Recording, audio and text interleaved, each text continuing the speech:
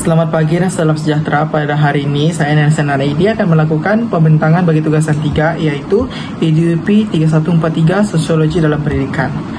Baiklah, untuk pengenalan, Malaysia merupakan sebuah negara yang unik yang mempunyai masyarakat yang berbilang kaum, budaya, bahasa dan agama.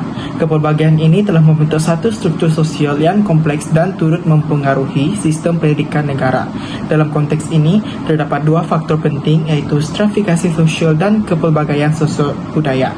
Stratifikasi sosial merujuk kepada pembahagian masyarakat kepada beberapa lapisan berdasarkan status ekonomi, pendidikan dan pekerjaan. Perbezaan ini memberi kesan kepada peluang pendidikan murid. Sebagai contoh, murid daripada keluarga berpendapatan tinggi biasanya mempunyai akses yang lebih baik kepada kemudahan pembelajaran berbanding murid daripada keluarga berpendapatan rendah.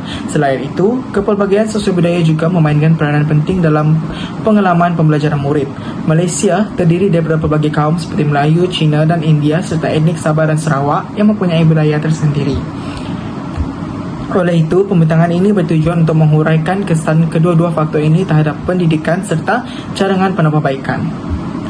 2.0 Konsep stratifikasi sosial dalam pendidikan. Seterusnya, kita lihat konsep stratifikasi sosial dalam pendidikan. Stratifikasi sosial merujuk kepada pembahagian masyarakat kepada kelas sosial berdasarkan kekayaan, kuasa, status dan pendidikan. Dalam pendidikan, ia dapat melihat pelbagai perbezaan dan peluang yang diterima oleh murid.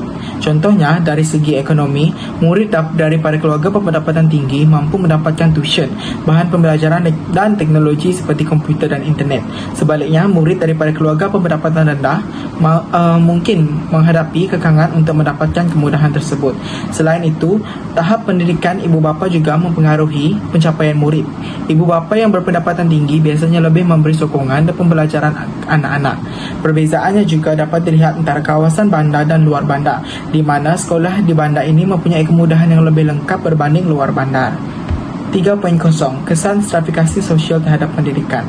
Stratifikasi sosial memberi kesan yang besar dalam pendidikan. Antara kesan utama ialah jurang pencapaian akademik. Murid daripada keluarga berada lebih mudah mencapai kejayaan kerana mendapat sokongan yang mencukupi. Manakala murid daripada keluarga kurang berkemampuan mungkin menghadapi kekurangan sumber dan tekanan keuangan. Selain itu, terdapat juga akses teknologi. Dalam era digital, teknologi sangat penting dalam pembelajaran. Namun, tidak semua murid mempunyai akses kepada peranti dan internet. Stratifikasi sosial juga mempengaruhi motivasi murid. Murid yang berpendapatan sokongan keluarga biasanya lebih bersemangat untuk belajar berbanding murid yang kurang sokongan. 4.0 Faktor kepelbagaian sosio-budaya dalam pendidikan. Seterusnya, kita lihat faktor kepelbagaian sosio-budaya. Malaysia mempunyai pelbagai kaum seperti Melayu, Cina, India dan membawa budaya masing-masing ke dalam bilik darjah. Perbezaan ini termasuk dari segi budaya, bahasa dan nilai kehidupan.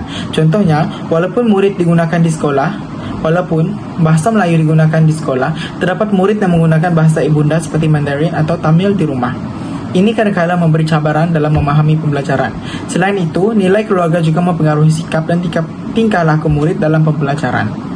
5.0 Implikasi kepelbagaian budaya. Kepelbagaian sosial budaya memberi beberapa implikasi penting. Pertama, guru memberi melaksanakan pengajaran yang inklusif, iaitu mengambil kira latar belakang murid supaya murid dapat terlibat.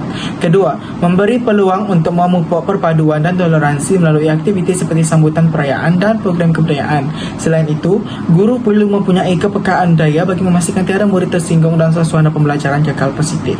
Jika diurus dengan baik, kepelbagaian ini sebenarnya menjadi satu kekuatan dalam pendidikan. 6.0 Cadangan penambahbaikan. Beberapa cadangan boleh dilaksanakan untuk meningkatkan kualiti pendidikan. Pertama, memperluaskan akses teknologi terutamanya di kawasan luar bandar. Kedua, meningkatkan latihan profesional guru supaya lebih memahami kepelbagaian murid. Ketiga, memperbanyakkan program perpaduan seperti aktiviti kumpulan dan kokurikulum. Akhir sekali, menyediakan bantuan kewangan kepada murid lebih kurang berkemampuan seperti beasiswa dan peranti digital.